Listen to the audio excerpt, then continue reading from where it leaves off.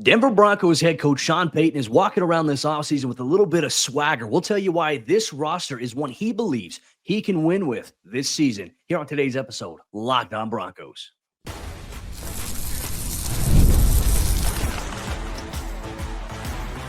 You are Locked On Broncos, your daily Denver Broncos podcast. Part of the Locked On Podcast Network, your team every day. Broncos Country, what's happening? Welcome into another episode, Locked On Broncos, your daily Denver Broncos podcast, part of the Locked On Podcast Network, where you know it is your team every day. Thank you so much to all the everydayers out there on Broncos Country. Thanks for tuning in, making us your first listen, however you choose to do so. For all your Broncos news, content, coverage, analysis, more, become an everydayer by hitting that subscribe or that follow button wherever you get your podcasts or on YouTube, so you never miss out on what's going on with your favorite team every single day, all year long. I'm Cody Roark, Broncos reporter for Mile High Sports. And I'm Sayre Bedinger, site expert at predominantlyorange.com. And on today's episode, Broncos Country, we're going to get you ready for week 2 of OTAs. Yes, the Broncos back on the field here once again this week. We got to see them last week, but there's some storylines that are brewing as we get ready for the second week of OTAs. And more importantly, there's a newfound confidence. There's this calmness that we're seeing with Broncos head coach Sean Payton, and we'll tell you why he believes that he can win with this team here in 2025. We'll also go through why the Broncos are in a better position to win more games this season, because they have retained the most players on their roster over any team over the last year. And then we're also going to look ahead at some of the key storylines here for week 2 of Broncos OTAs. You're going to get all that on Locked On Broncos. So with that said, Sayre, let's kick it off here. This is my third year covering Sean Payton, right? And in the first 2 years, I think year number 1, what did he tell us just a year ago during OTAs? He said, last year was, in his first year, he's referencing his first year, was more so of marking, lifting the leg on, a few trees right there. That's what he had told us, because he's coming into a situation that was just, I don't even know what the word is to describe it. Unconventional. There was a culture that was going on here with the Nathaniel Hackett era, with everything that was going on in the locker room that was just different than what Sean Payton has ever been accustomed to. So he had to come in with an iron fist. He did that. We've seen iron fist Sean Payton the last 2 years, and there's been some moments where it's like, oh, Sean's laid back. Now, walking around Broncos OTAs, the one thing I'll say, Sayre, Sean has this newfound level of confidence. He's got this grin where he just is seemingly happy. Like he feels like deep down, I think there's something special brewing with this team. And there's obviously going to be a lot of, time between now and the regular season where he wants to get as much of that out as possible to where it can lead to on-field success for the Broncos. But having an ultra-confident head coach is a game changer, I believe. It really is, because he's just operating in a different realm, right? I mean, you mentioned when he came to Denver in 2023, it was the peeing on fire hydrants and really trying to instill a culture that is a winning culture, as opposed to a culture that had kind of gotten used to losing, unfortunately. Not that anybody previously wanted to lose in Denver, but you kind of get used to that, and you kind of get used to being the team that loses. And so you need somebody to come in and kind of just harshly change that. And that's what Sean Payton did, getting this team back to the playoffs last year. And I know that Sean is a big proponent of saying we don't build off of last year. You start with a clean slate. It's like resetting the game board in the NFL. But I can't help but think there's a little bit of him, Cody, that, even though he's going to continue to preach what he believes in that you don't build off last year, I can't help but feel like there's a little part of him that really believes that they can build off of what they did last year and not just starting from scratch. Now, yes, you want to take the mentality of, hey, we're starting from ground zero. We're not starting off this year with 10 wins. You do want to take that mentality on, but in terms of where players were developing late last season, in terms of where Bo Nix was at over the course of last year, I know that Sean, even if it's not building off last year, you want to hit the ground running. And man, I can't help but think, after just seeing the footage that you posted out there, the pictures of him at OTAs, you can't help but feel like, man, he does feel like this team is hitting the ground running already in 2025. Yeah, I would say there's less like stop and walk and talk and teach, at OTAs in comparison to years past. And look, I understand we're probably going to get people to say, guys, it's OTAs, relax. We're not trying to get overly excited about anything. I'm just telling you, as somebody who has been around Sean Payton for the last 3 years, there's an evident difference with his demeanor right now than there was at this time last year or even in his first year. A stark difference. He's a 360 night and day different person. We went from, what was it, in 2023, we went from latte gate to now all of a sudden Sean Payton is just, he's got zen. Like, remember there were stories coming out about how he had like candles in his office to try to relax. Like, this is a guy who's just so wound up tight that he just needed to find ways to relax and decrease his stress. Sean Payton doesn't look any bit stressed there. And look, I think even last year with how in the offseason, the outlook there of trying to navigate what was the Russell Wilson situation. Okay, we moved on from him. You take on the massive dead cap. The Broncos acknowledged it after the regular season with George Payton that, we knew we had to embrace having a young roster this upcoming, this season in 2024. And then now now we're in a place where we're flexible. Now, obviously, I agree with your analogy, and Sean is very much on board with saying, what we did last year doesn't matter, but I think foundationally, when you look at like how you build your roster, the pieces you have in place, that is important, right? And that's going to lead into obviously our conversation coming up here in a little bit about continuity. But here's the foundation, Sayre. You have your quarterback, you have cornerstone players, you have Patrick Surtain II. You have guys like Zach Allen. You've got emerging guys who are going to be cornerstone guys like Nick Bonito here. And you mentioned as well about the culture and about where everything was at. I also think Nick Bonito's comments, even just last year, I think were very telling. Because remember, he jumped on the Pivot podcast with Channing Crowder, Fred Taylor, and Ryan Clark. And the one thing he said was, my rookie year, we're coming in. And he said, guys are like in the huddle going 1, 2, 3 Cancun, like we're ready for the offseason. He says that was a shock to me. Those guys are not in the locker room anymore, right? Like they have completely changed that around. And one thing that Nick Bonito said is it's because of how Sean is. Like, it's not easy, but it's worth it. And I would say that's the common message. You talk to guys like Zach Allen, who also went on a podcast to talk about Sean Payton.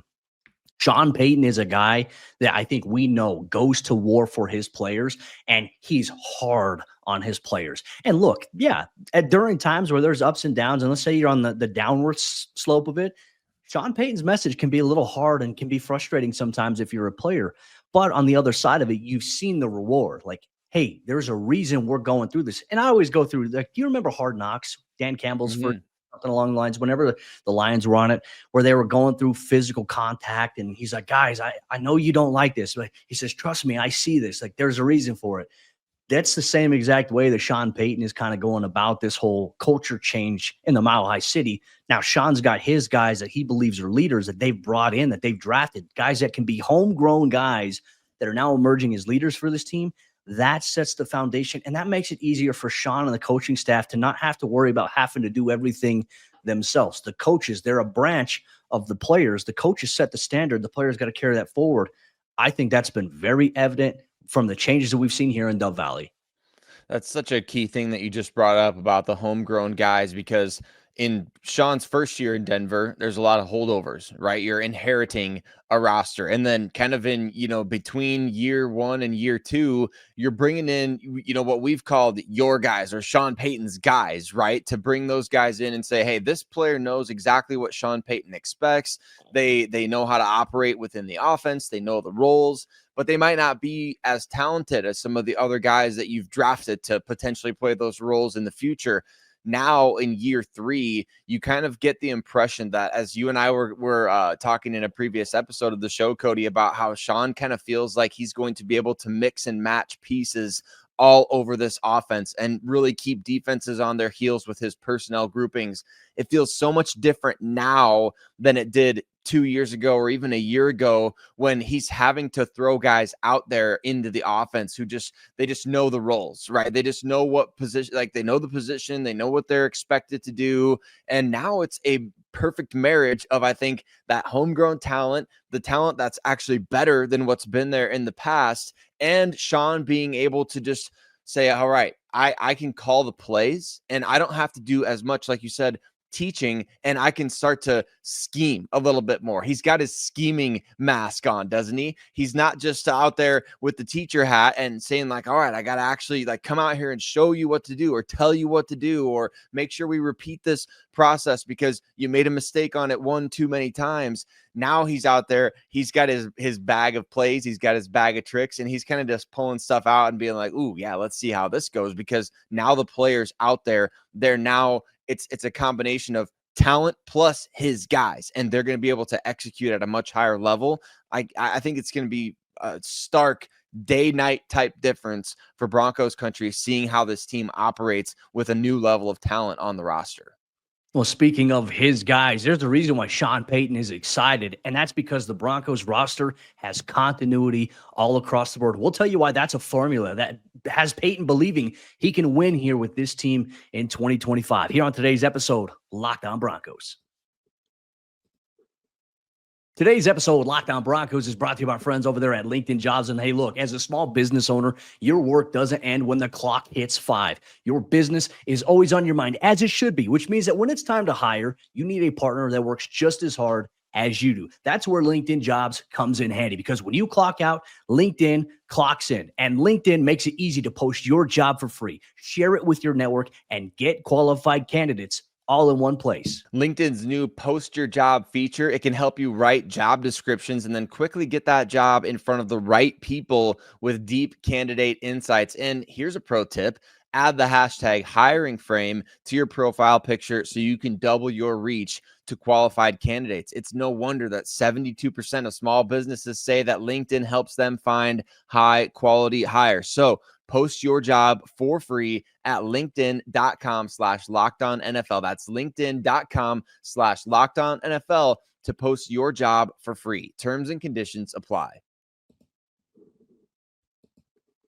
Roster continuity is pretty rare in all of professional sports, but especially in the NFL. The Denver Broncos, however, they lead the NFL in roster retention rate in 2025. We're going to tell you about one of the most underrated stats that you could possibly have going into an NFL season. And we're going to look ahead a little bit to week 2 of Denver Broncos OTAs. But Broncos country, thanks so much for rocking with us every day here throughout the offseason at Locked On Broncos. You know your boys, Cody and Sayre, got you covered here on YouTube as well as your favorite podcast platform. So hit subscribe wherever you listen or watch. And hey, don't miss us if you're, short form content on TikTok and YouTube. We've got little nuggets of Broncos coverage for you every single day as well. But Cody, I think this is a really fun stat. The creator or the founder of Over the Cap, Jason OTC on Twitter, posted a list of the top 10 roster retention rates in the NFL. The Denver Broncos were number 1 on this list, which,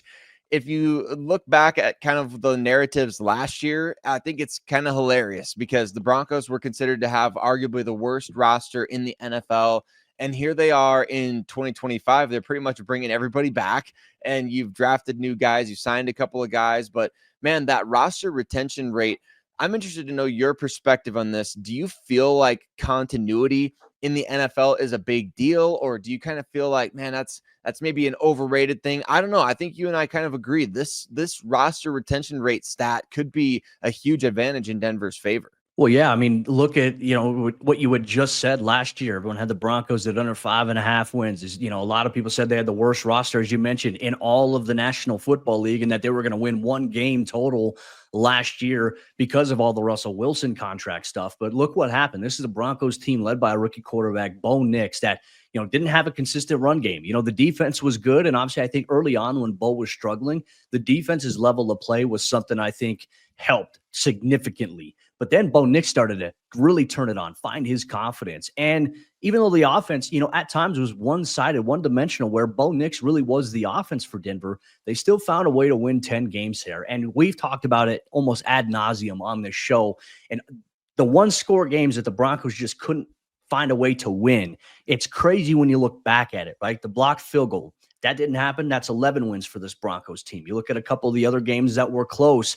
I mean, Denver holds on to win against Cincinnati if they, maintain that, or if they go for 2 to win it, or, the game against the Chargers where they're up by double digits in the second half. We're talking about a team that would have won 13, maybe 14 games in total last season if they had found a way to avoid some of those little mistakes that kind of plagued them last year. For a team that had the expectations where they are, and I'm glad Bo Nix said this at his press conference after Thursday's OTA practice. He said, that's why we play the games. People said we were going to be this, but we got to go out there and play and showcase who we are. And none of that stuff matters. The outside noise doesn't matter. Bringing back your roster, 86%, that's great, because Denver really didn't lose any starters this offseason outside of Javonte Williams. Lil Jordan Humphrey started a couple of games for the Broncos, but they didn't really lose anybody. I mean, Cody Barton started games last year, but he wasn't initially going to be a starter for the Broncos defensively. So for me, I look at all the pieces. Denver had the departures, but look at who they added. They added Talanoa Hufanga. They added Dre Greenlaw to the mix. They added some special teams guys, which Sean Payton really kind of emphasizes, hey, we want to improve in the kicking game. We can't just say we want to improve. We have to go out there and get guys that are going to help us improve in that department. So I look at where they're at. You have your quarterback. You have that biggest question answered here. You have pieces around that quarterback in Cortland Sutton. You have guys in the running back room who you feel like can maybe be, a little bit more evolved this season in that department. But then you add guys like Pat Bryant to, complement guys like Marvin Mims, Troy Franklin, Devon Bailey. You add Evan Ingram. So you add to this roster that was already impressive from where it was at last year. And now you have that continuity. It certainly helps a lot. I mean, Sayre, I'm sure we can look at that list that Jason put out there and see the teams that have like the least amount of overall continuity. I imagine those aren't very good teams. I imagine those are teams with a bad record last year, or they're consistently bad on a year-to-year basis. To me, that's important. And I think just as much as we talk about players, I also think coaching staff, like if you're having a turnover of coaches on a year-to-year basis, that was the issue for the Broncos. Every year, they always had a new OC. They always had a new quarterback coach, a new head coach. How could you ever establish a culture of continuity when that is the case? When it very much comes on the roster side, bringing a lot of those key guys back, that's a huge benefit considering that this is a Broncos team that is rising. And I think a lot of people are starting to recognize that now. Yeah, when you have roster retention at a high rate like this, it means a couple of things. It means you're keeping and taking care of guys on your roster, right? And the Broncos did that last year. They had a number of major re-signings in the middle of the season, right before the season. It also means to me that you're drafting well, or at least that you're buying what you're selling, right? You're saying that, hey, we believe in this guy. We're not going to just ditch him after a year or even two. We're going to stick with them, and we're going to try to see it through for the entire duration of the rookie contract and see if we can see the vision come to life for this player. So those are two really key factors right there, that you're taking care of guys and you're drafting well. But also, like you mentioned, Cody, you are adding very specific pieces to the mix, right? The Broncos didn't lose a ton of starters after last year. So therefore, you go out in free agency and you have the luxury of saying, hey, we're not just out here to fill holes. We actually want to upgrade this roster in ways that we feel can really benefit the team. So you bring back a starter at safety like PJ Locke. He's still on the team, but you maybe upgrade that spot with Talanoa Hufanga. And you bring back a starter at tight end, Adam Troutman, but you maybe upgrade that position in free agency by getting Evan Ingram, who could be a joker for you. So you have the luxury when you bring guys back, and when you've made good free agent signings in the past, like how many 2-year deals the Broncos signed with guys who they're coming back this year that maybe, a lot of other teams would have only signed them to 1-year deals last year. It upgrades your depth. It upgrades, and I think really is important for your locker room culture as well, to have guys who are part of getting you back to the playoffs. Those guys are still around and they want to continue to see this thing through. So it's really all encompassing of both the tangible and the intangible and player development. And like you said, the coaches on this staff, they've done such a tremendous job of bringing guys who are maybe cast away from other places or maybe late round players, and they've developed them. Like Nick Bonito after his rookie year, you and I had conversations on this show. Should he be cut? The coaching staff in Denver envisioned him as, hey, this guy's, he's a top tier pass rusher, and they got him out there. They got him the reps. They developed him as an all around edge player, and he was in the mix for defensive MVP last season. So I think that there's just so many different situations like that around this roster to where it could be so easy year to year in the NFL. Your jobs are at stake. Ownership is impatient. Coaches are impatient. General managers are on the cusp of getting fired. You just don't know when your last year in the NFL is going to be in terms of holding those positions. So teams act accordingly. They get rid of guys. They shuffle the deck. They're like, all right, let's see if we can just change things up, and that will help. Sean Payton and the Denver Broncos, George Payton, they took a different philosophy. They obviously changed what needed to be changed. But, man, having this retention rate, that's one of the biggest reasons I think to have confidence this team can win 11, 12, maybe more games in 2025. Continuity keeps your message the same, right? When all of your players on this roster, if you have 86% players returning, those guys understand the message. They understand the goal. So when you add in these younger pieces, whether it be free agency or whether you add these guys in the NFL draft, those guys come in and they're getting the same message, but they're also getting that from where the players can lead and carry over that message versus it having to be the coaching staff. I feel like at times when you see organizational dysfunction, let's say there's 50% roster retention, right? You got half your guys that are back from last year and then half of your roster coming into it. They're brand new. So there's a mix of like, how are the new guys receiving the message versus the guys who are already here? That right there can lead to some problems. So I think there are a couple teams we'll keep an eye on like that. I think the Cleveland Browns are a team that we are going to look at this upcoming year with the whole continuity and the maybe the message thing. I think that Cleveland's going to continue to be a disaster there. Whereas the Broncos, I think, hey, the 86%, great number, but you're also going to have those player-led conversations, and it's going to echo what the coaches want. And those guys are going to show those younger guys or the new pieces, hey, this is how we do it here in Denver, which should lead to an appeal going into next offseason, where obviously the Broncos are going to have a ton of salary cap flexibility.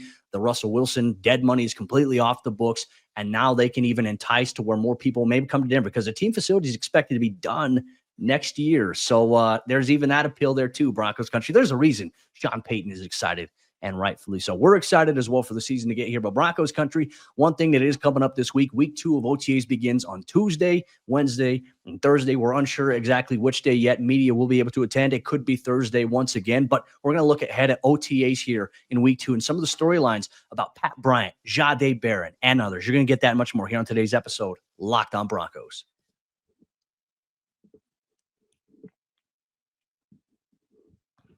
Week 2 of OTAs is here in Broncos country. There are a few storylines we're going to have our eyes on this week. And obviously, if there's something you want to know, you want to have your eye on, make sure you let us know. So when we go out to practice, we can keep an eye on it for you here and bring back the discussion here on Locked on Broncos. With that said, Broncos country, let's get into our week 2 storylines real quick. I want to say thank you once again for making us your first listen, subscribe or follow wherever you get your podcast so you never miss out on what's going on with your favorite team every single day, all year long. All right, Sarah, we got week 1 of OTAs in the books. And obviously, Broncos country, if you missed our conversations on that, you can go back wherever you get your podcast and check out our recap on OTAs for the last couple of days. We go through the whole on recap there. One of the storylines I think we're going to have our eye on here, and I don't think we got any clarity on this, but Patrick Surtain II, will we see him on the field here this week? Because he was not in attendance for Thursday's practice, even though all this stuff is voluntary.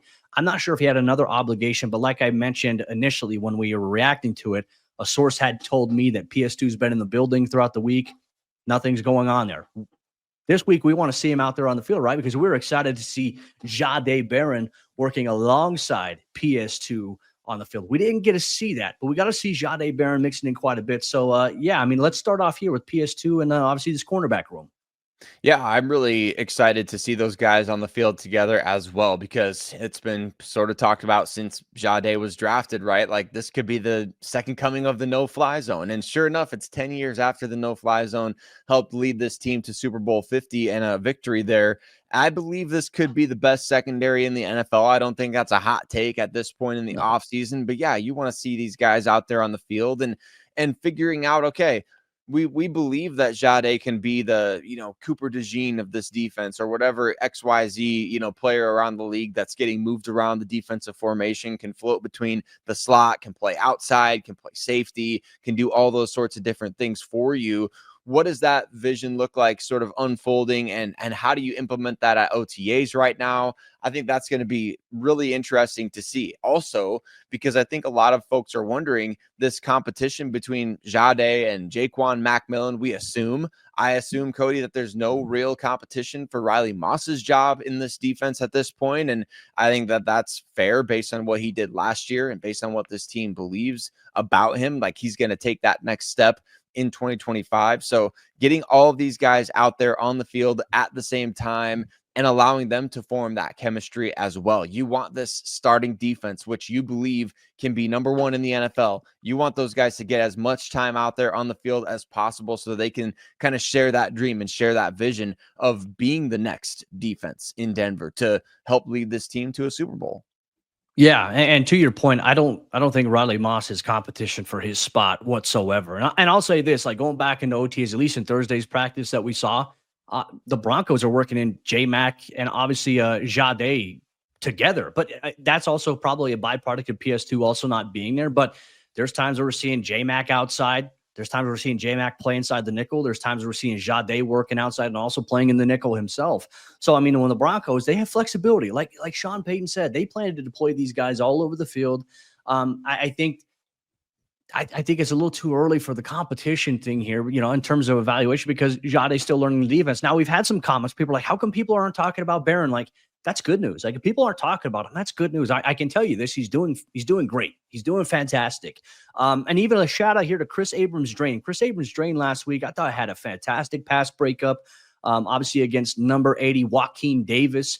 There was just it was a nice little throw down the sideline. Abrams-Drain, sticky, playing press coverage, doing a really good job getting in phase and knocking the football away. I've liked what I've seen from Chris Abrams-Drain as well. So that's going to be, a storyline of the cornerback room that we're going to keep our eyes on here going forward. Now also I think we should pivot as well. Let's talk about maybe even the wide receiver position a little bit. Broncos fans have been asking a little bit more about Pat Bryant. And I've shared a few clips here. I don't think this is a hot take, Sayre. Look, I think when you look at this roster, people are always talking about route runners and separation creators and things like that. I think a guy like Pat Bryant is probably going to be the best route runner on this team, the most polished route runner, or he is going to create separation. And he doesn't necessarily need speed to do it, right? You look at Jerry Jeudy. Jerry's a fast guy, and Jerry's a great route runner. He was for Denver.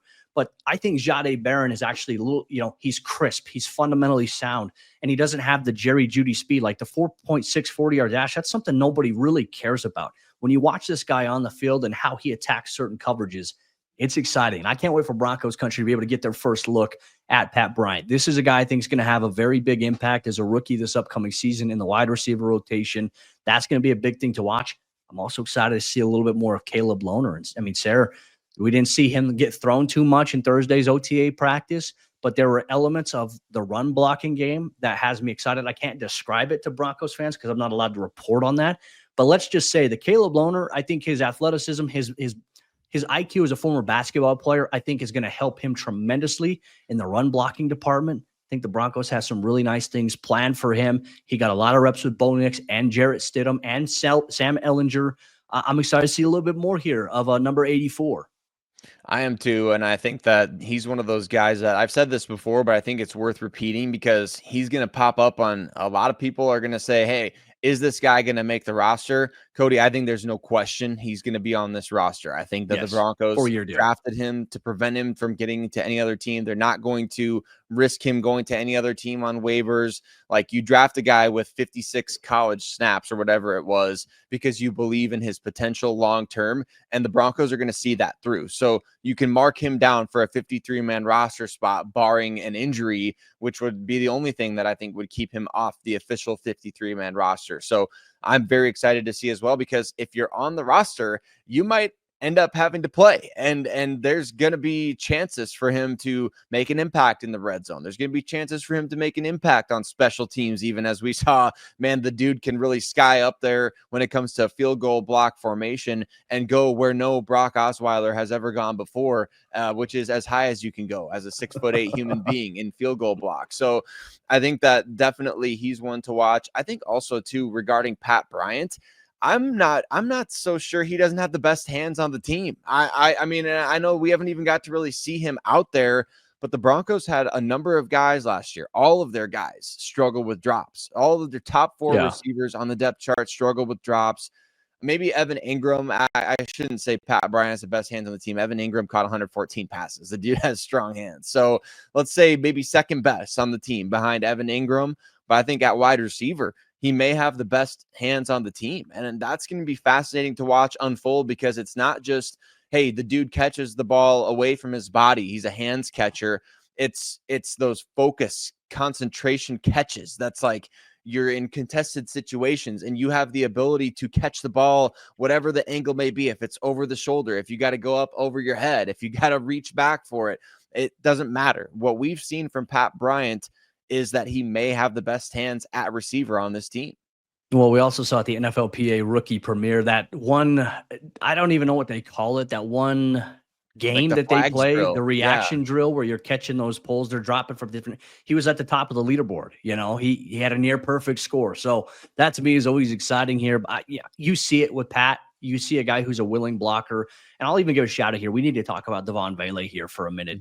Vele looks like he put on some muscle this offseason. He was already 6'5" big last year, but he's got some NFL, he's got more muscle mass to him this year. I really believe that he and Cortland are going to be the two mainstays at the wide receiver position.